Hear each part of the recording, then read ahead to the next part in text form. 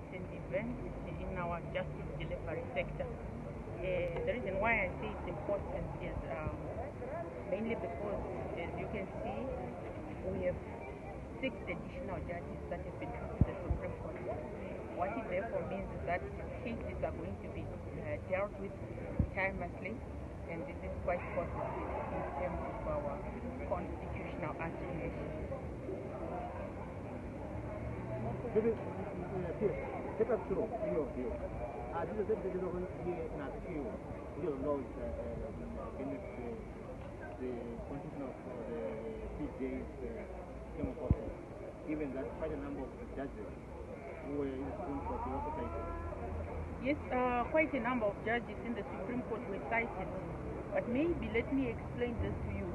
When matters are filed in a particular court, they are not to the attention of an individual judge. It's an application to an institution, to the Supreme Court in this particular case. So as the executive, I am not in a position to predict the bench that is likely to hear the matter that is pending before the Supreme Court. In your view, as the before appeal, are you confident that the case will go through the court and you expect a favorable result?